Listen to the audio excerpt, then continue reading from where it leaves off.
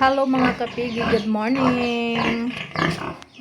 Ito na ang aking mga alaga.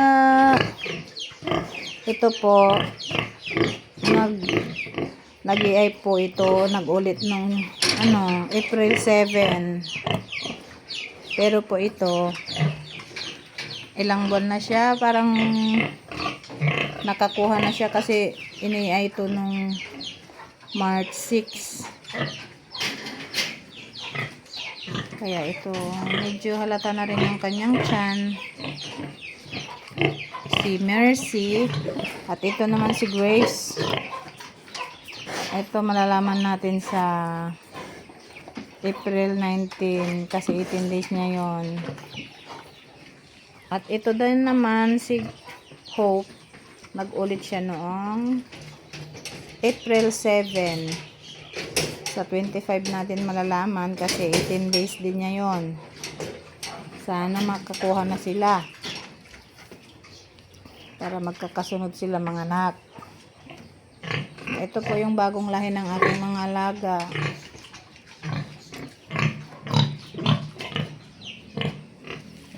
Oh, halata na yung tiyan niya. Maakyat-akyat po kasi ito guys. Si Mercy. Okay na, di ba? Kumain na kayo? Tapos na natin sila pakainin.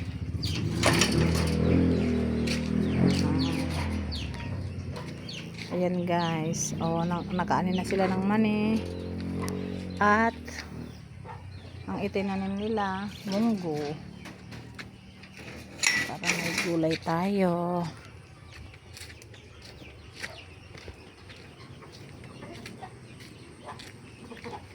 RJ, walisan mo ito, oh.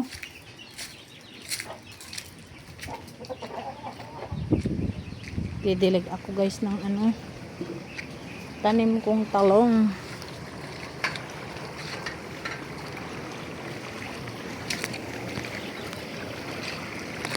Daming bunga. Yan o. Ang dami ko nang nakuhang bunga nito. Ang aking mga talong.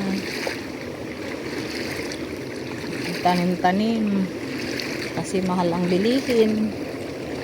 Yan guys, marami na ako nakuha dyan na bunga niya. Ito yung mga tanim ko, mga talong. Itong variety na to, Calixto F1, maganda yung variety niya.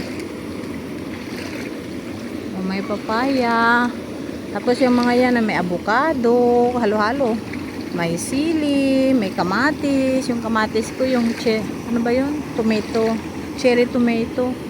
Manamis-namis. Itong puno na to, ito. Yan, yan? Tawag dito? Yung lansones. Yun guys, dito ako sa payas, magdidilig ako ng aking mga pananim.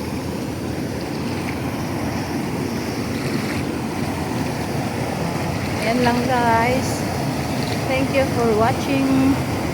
Bye, happy farming, God bless.